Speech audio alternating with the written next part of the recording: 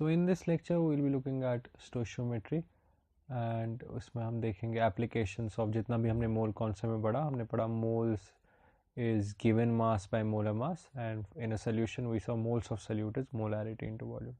So we'll be looking at questions that can be asked based on this. तो अगर हम एक simple example लें, जैसे अगर हम कंसिडर करें एक reaction magnesium plus HCl, this gives MgCl2 plus H2, और इसको अगर हम बैलेंस करें तो यहाँ 2 आ जाएगा, otherwise it's a balanced reaction. तो हमने पहले देखा प्रीवियस लेक्चर्स में, इस चीज़ का मतलब ये हुआ कि 1 mole of magnesium reacts with exactly 2 moles of HCl. तो मैग्नीशियम के जितने भी मोल्स हैं, तो अगर मैग्नीशियम के 3 मोल्स हैं मान लेते हैं, let's say we have 3 moles of this, so this would be 6 moles. So ratio हमेशा 1:2 रहेगा. सो अब इसमें सिचुएशन कुछ ऐसी हो सकती है, मान लीजिए हमको हमारे पास कुछ मैग्नीशियम है और कुछ HCl है और ये रिएक्शन हो गई. तो कितना मैग्नीशियम है वो नहीं दे रखा, let's say x gram of magnesium है. HCl के बारे में ऑन द अदर हैंड दे रखा है, like we have 2 molar HCl and we have 400 ml of it. So based on this formula I can say अगर ये reaction complete हो गई, I can say moles of HCl, right? Moles of HCl is molarity of HCl into its volume in ml. So that is 0.8. So moles of HCl are 0.8. तो इनके moles का ratio क्या है 1:2. तो अगर moles of HCl 0.8 है, सो moles of magnesium कितना हो गया, moles of magnesium is 0.4 and moles of magnesium is nothing but mass of magnesium divided by molar mass of magnesium. So इसको अगर हम सॉल्व करेंगे we'll get G is 24 into 0.4, that is 9.6 grams. So that means ये X जो हम figure out try कर रहे थे solve करने का, this is 9.6. So we saw that we were given information on one of the reactants और we were asked about information on the other reactants, और इस बार information कैसे दे रखी थी, in terms of molarity and volume. तो आगे बढ़ते हैं, let's look at more questions on this. Let's see, and if this time let's consider an acid base reaction. आपने क्लास 10th में पढ़ी होगी neutralization reaction. Let's look at NaOH. Right, let's look at NaOH and let's say this reacts with H2SO4. तो हमें पता है acid plus base gives a salt Na2SO4 and this gives water H2O. and अगर इसको मैं balance करूँ, there should be a 2 here and I think there should be a 2 here. तो मान लीजिए एक रिएक्शन है and in this reaction हमको बता रखा है NaOH and सल्फ्यूरिक एसिड के बारे में, हमको दे रखा है कि जो NaOH है, NaOH is 4 molar and it is 40 ml. H2SO4 on the other hand is 2 molar and volume नहीं दे रखा. So एक क्वेश्चन पूछने का तरीका ऐसे हो सकता है कि calculate the volume of 2 molar sulfuric acid that will react with 40 ml of 4 molar NaOH. ऐसे पूछा जाएगा तो रिएक्शन आपको लिखनी पड़ेगी. अब NaOH के बारे में दे रखा है, so I can always say moles of NaOH is molarity of NaOH into volume in liter. This is moles of NaOH, and based on this I can say, based on the stoichiometry of this, I can say 2 moles of NaOH react with 1 mole of sulfuric acid. For every 2 moles there is 1 mole of this. तो इसके जितने भी moles है, इसके उसके exactly half moles है, right? So relationship ये 2 moles NaOH react exactly with 1 mole of sulfuric acid. So जितने भी moles इसके उसके half है. So अगर मैं कहूँ कि moles of H2SO4 अगर try करूँ find करना, that would be half of this. Like this is 4 into 40, 160 by 1000 तो है उसके moles into 1/2. So based on this, तो इस चीज़ को अगर मैं देखूँ तो based on this I can say moles of H2SO4 are 160 by 2, 80 by 1000, right. सो इतने मोल्स H2SO4 के चाहिए. एंड फ्रॉम दिस अगर इससे देखें, आई कैन ऑलवेज से, अगर मान लीजिए H2SO4 का x ml यूज हुआ, I can say moles of H2SO4 is molarity into volume of H2SO4 x by 1000, right. और इसको अगर हम कंपेयर करें, this makes it 40 and this means x, this implies x is 40 ml, so we have 40 ml of sulfuric acid. So as we saw, चार चीज़ें हैं, इन दोनों की मोलारिटी, इन दोनों का वॉल्यूम, चारों में से कोई भी एक चीज़ मिसिंग हो सकती है और एक चीज़ हमको फाइंड करनी होगी. I hope this is clear. तो if this is clear to you, you can write an example here. So let me just get rid of this. So let's say the question is कि you have 2 molar calcium hydroxide solution, 40 ml. This reacts completely with HCl solution, which is 60 ml. So you have to find the molarity of this. So you can comment your answer and get it verified कि that is correct. तो बिल्कुल ऐसे ही करना है, balance reaction लिखनी है आपको, balanced equation, moles का रेशियो फाइंड करना है, and based on that you can compute the molarity of this. तो आगे बढ़ते हैं इस पे, and let's look at more questions on this, and let's see, similar questions ही देखेंगे. तो देखते हैं, मान लेते हैं कि हमारे पास कैल्शियम है, अननोन क्वांटिटी x ग्राम, और हमने इसको डिज़ोल्व किया HCl में, इसको डिज़ोल्व किया हमने HCl में, और हमको बताया गया कि the quantity of HCl that it required was 50 ml of 2 molar HCl, right. So इतना HCl हमने इसको ऐड किया और ये रिएक्शन कंप्लीट होगी. बेस्ड ऑन दिस हमसे पूछा गया कि x की वैल्यू कितनी है. तो हमने देखा इसकी जो रिएक्शन है वो तो सिंपली हो गई CaCl2, metal plus acid is metal salt plus hydrogen gas. इसको अगर बैलेंस करें 2 आ जाएगा. इस 2 का मतलब हुआ जितने भी इसके मोल्स है, इसके मोल्स उसके एग्जैक्टली ट्वाइस होंगे. सो HCl के कितने मोल्स है, HCl के मोल्स देखते हैं. HCl के मोल्स है molarity into volume, 2 into 50 by 1000, right? These are the moles of HCl. So that means moles of calcium are half of this. So I can say 2 into 50 by 1000. ये तो मैं as it is लिख लेता हूँ, and then I can divide this by 2, right?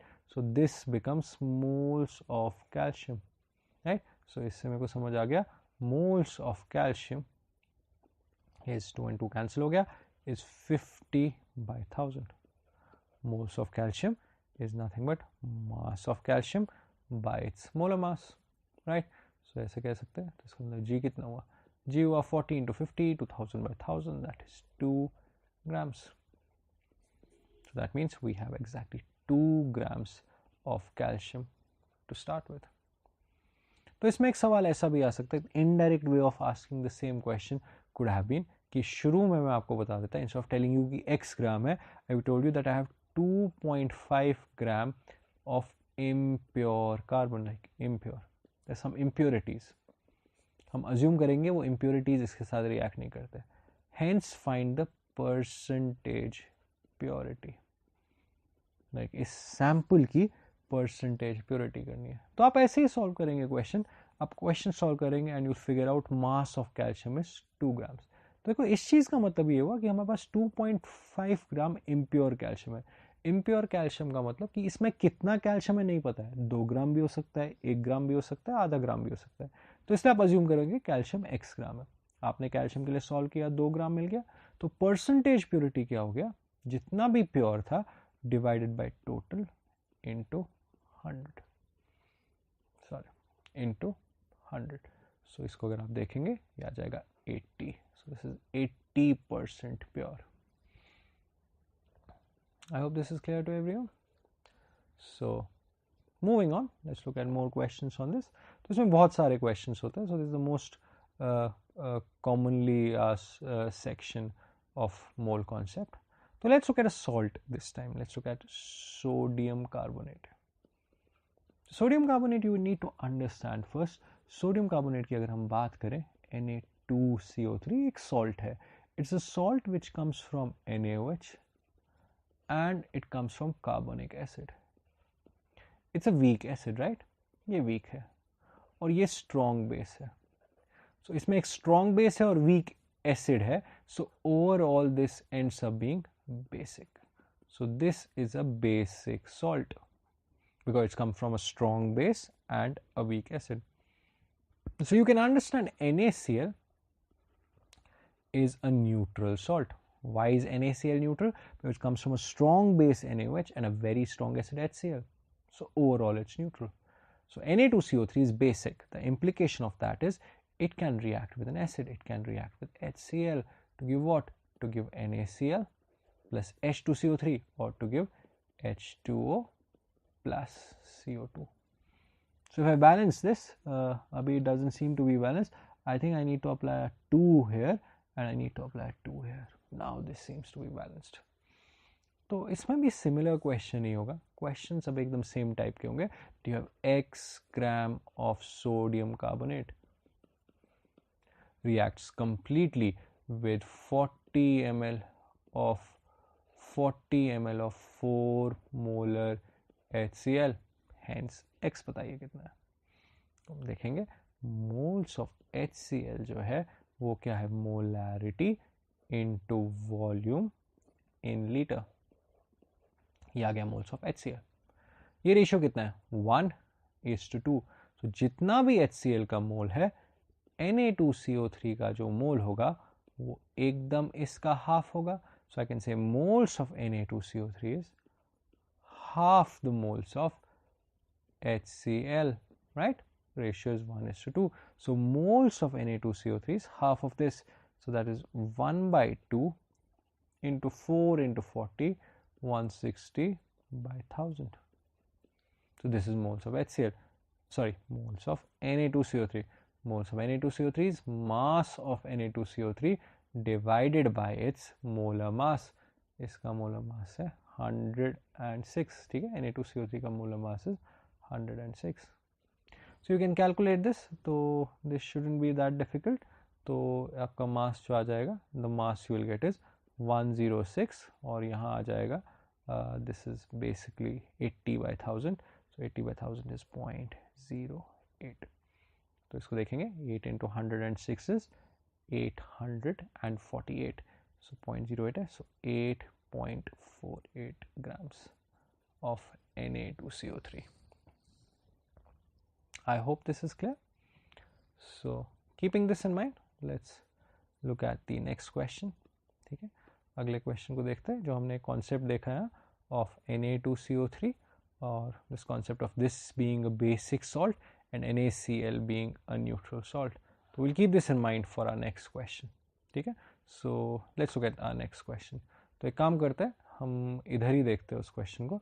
So let me just erase this. ठीक है, let me just try to get rid of all this. तो अगले क्वेश्चन के लिए हम क्या अज्यूम करेंगे कि हमारे पास 10 ग्राम मिक्सचर है. ठीक है, it's a mixture of NaOH and NaCl. Total mass इसका 10 ग्राम है. कितना NaOH है कितना NaCl है वो नहीं पता, लेकिन टोटल जो है वो 10 ग्राम है. हमको दे रखा है कि हमने इसकी रिएक्शन कराई HCl के साथ. Like this reacted with HCl. This reacted with exactly I can say 100 ml of 2 molar HCl. तो ये क्वेश्चन है कि 10 ग्राम mixture of NaOH and NaCl reacts completely with 100 ml of 2 molar HCl, right? And based on this, what is the percentage of NaOH in this mixture? ठीक है, तो पहले इस question का कॉन्सेप्ट देख लेते हैं. इस क्वेश्चन का कॉन्सेप्ट ये है कि HCl जो है we are making it react with NaOH HCl जो है we're trying to make it react with NaCl as well. So यहाँ कुछ नहीं होगा. क्यों? क्योंकि NaCl जो है वो न्यूट्रल सॉल्ट है. NaCl अगर न्यूट्रल सॉल्ट है इसका मतलब ना तो एसिड के साथ रिएक्ट करेगा ना तो बेस के साथ. NaOH तो एक सिंपल बेस है. It will react with this to give NaCl plus H2O. So जितना भी HCl यूज हो रहा है वो इसी रिएक्शन में हो रहा है. इस रिएक्शन में कुछ यूज नहीं हो रहा. ये तो बैलेंस रिएक्शन है, तो जितने मोल्स HCl के होंगे, स्टोइचियोमेट्रिक कोएफिशिएंट 1 है, उतने ही मोल्स NaOH के होंगे. सो HCl के कितने मोल्स है तो इसको देख लेते हैं. So based on this I can say HCl के जो मोल्स है that is molarity into volume. वो कितना हो गया 0.2. तो दैट मीन्स NaOH के भी 0.2 मोल्स है. दोनों के सेम होने चाहिए. और मोल्स क्या होता है? Moles of NaOH is mass of NaOH divided by its molar mass, right? So based on this I can say G is equal to 8 grams.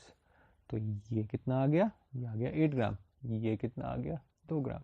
तो अगर सवाल है what is the percentage of NaOH, I can simply say it's 80%.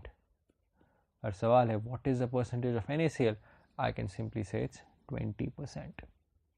So I hope this is clear how we figured out the percentage of NaOH in this sample. So moving on, let's look at more variety of questions on this. मान लेते हैं कि अगर हमारे पास magnesium metal है, right? We have magnesium metal. We have, let's say, 7.2 grams of magnesium metal. We are reacting this magnesium metal with 2 molar HCl, and it will react to give MgCl2, that's something we know, and H2. इसको अगर मैं balance करूं तो यहाँ 2 आ जाएगा. तो सवाल ये है कि इसका कितना वॉल्यूम हमको चाहिए. What volume do we need here. ठीक है, तो इसको देखते हैं. एकदम सिंपल क्वेश्चन है, very similar to whatever we have done. You can, if you want to try it, you can pause the video here and आप खुद से try करिए, and उसके बाद you can look at the solution. तो if I solve this, I can say moles of magnesium is mass of magnesium divided by its molar mass, that is 0.3. इसके moles कितने आ गए? 0.3. यहाँ कोएफिशिएंट 1 है, यहाँ तो कुछ, और यहाँ कोएफिशिएंट कितना है 2. तो जितना भी इसके मोल्स आएंगे, इसके तो इसके ट्वाइस आएंगे. सो दिस इम्प्लाइज इसके मोल्स कितने हैं? 0.6. So that means moles of HCl are 0.6 and moles of HCl is molarity into volume in litre. इसको अगर मैं सॉल्व करूं तो वॉल्यूम इन लीटर कितना आ गया? वॉल्यूम इन लीटर आ गया 0.6, वॉल्यूम इन लीटर आ गया 0.6 by 2, that is 0.3 liter, or I can say volume is simply 300 ml, right? So volume is 300 ml. So we have 300 ml of HCl. So I hope this question is clear. So अब इसमें एक थोड़ा variation देखते हैं. इसमें हम मान लेते हैं कि ये इंफॉर्मेशन है 7.2 grams of magnesium है, एंड हमने देखा अगर 2 molar HCl है, it reacts exactly with 300 ml of HCl. ये exactly इतना चाहिए. अब इसको थोड़ा चेंज कर देते हैं. ठीक है, I'll erase this because I want to work on this question. ठीक है, इसको देखते हैं. तो अभी हमने based on this solution देखा कि अगर 7.2 ग्राम मैग्नीशियम है तो exactly इतना HCl चाहिए. तो मान लीजिए अभी हमने क्या किया, जो एक्सपेरिमेंट किया उसमें हमने 7.2 ग्राम ऑफ मैग्नीशियम को हमने रिएक्ट कराया with 400 ml of 2 molar HCl, right.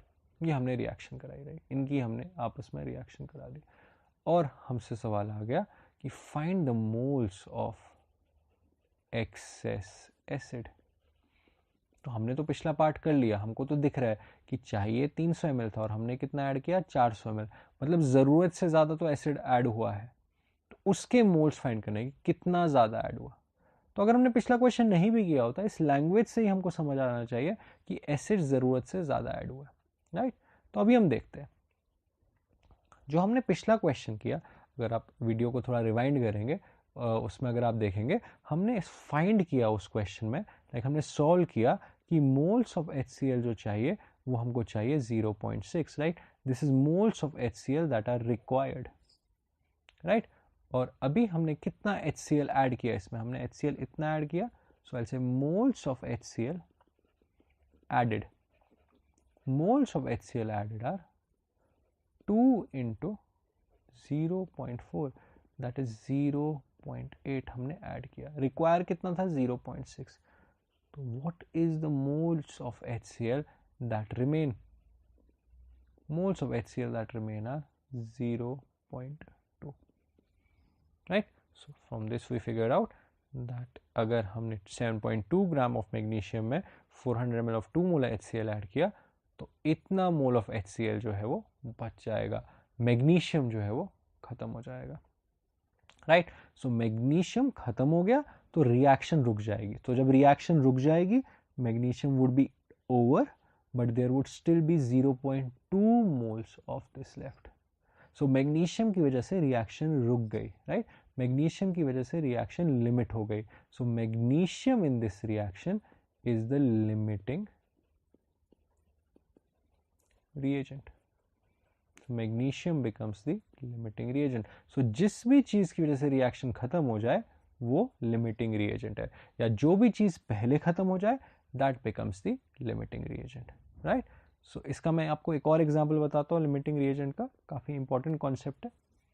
मान लीजिए अगर हम रिएक्शन देखें between H2, simple reaction H2 plus O2 gives H2O, इसके हमारे पास 10 ग्राम है और इसके भी हमारे पास 10 ग्राम है, और सवाल है इन दोनों में से लिमिटिंग रिएजेंट कौन है।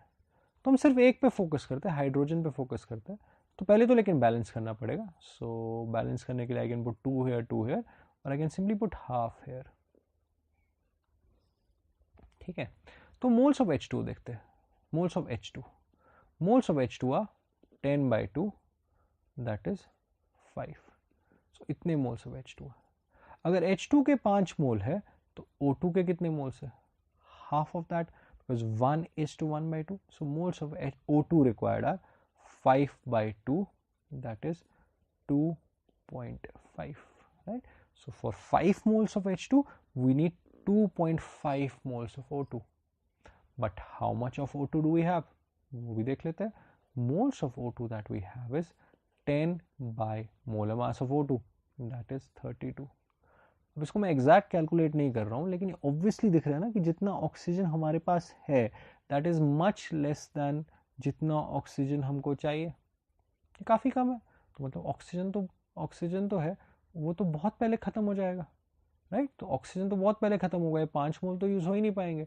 ऑक्सीजन के तो 0.3 मोल्स है, 2.5 मोल्स नहीं, 0.3 है, तो ऑक्सीजन तो बहुत पहले ख़त्म हो जाएगा और रिएक्शन जो है वो रुक जाएगी। सो इस बार लिमिटिंग रिएजेंट कौन है, limiting reagent this time is O2, right. So whatever gets over first is the limiting reagent, ठीक है। लिमिटिंग रिएजेंट फाइंड करने का तरीका यही है कि दोनों में से किसी एक मॉलिक्यूल के साथ आप स्टार्ट करें और उसके जैसे हमने देखा 5 मोल है, फिर दूसरे के रिक्वायर्ड मोल्स 2.5 है। अगर ऑक्सीजन 2.5 से कम है तो वो लिमिटिंग रिएजेंट है, और अगर ऑक्सीजन 2.5 से ज़्यादा है तो ऑक्सीजन लिमिटिंग रिएजेंट नहीं है। तो लिमिटिंग रिएजेंट कौन है, ऑब्वियसली हाइड्रोजन। लेकिन अगर ऑक्सीजन एग्जैक्टली 2.5 है so that means none of them is the limiting reagent. तो अभी हमने देखा कि लिमिटिंग रिएजेंट क्या होता है। तो अपने सब्सिक्वेंट लेक्चर में हम थोड़े और एडवांस क्वेश्चन करेंगे स्टोइचियोमेट्री के। तो in this lecture we'll conclude at this limiting reagent concept. So I hope you understood it. So until next lecture, goodbye.